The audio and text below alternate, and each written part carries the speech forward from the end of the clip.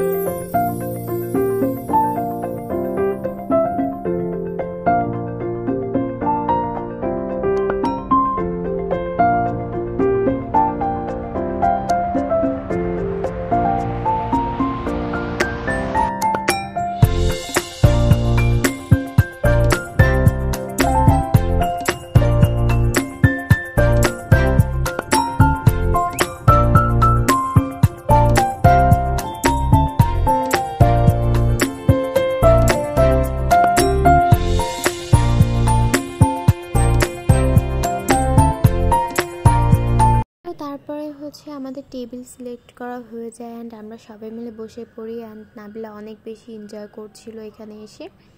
তো তারপরে আমরা খাবার অর্ডার করে ফেলি। অ্যান্ড ফার্স্টে ফ্রেঞ্চ ফ্রাই চলে আসে বেবিদের জন্য।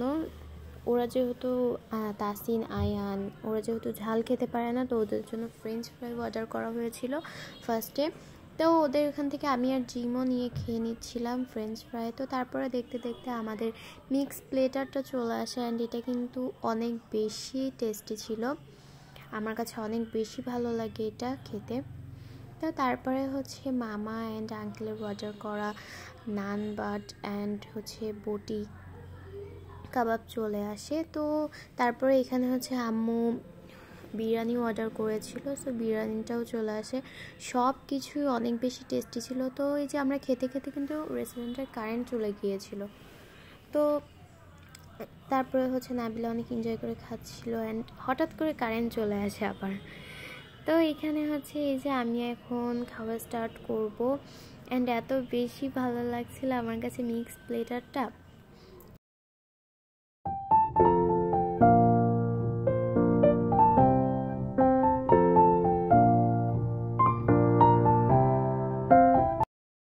তো তারপরে আয়ানের জন্য বার্গারও চলে আসে।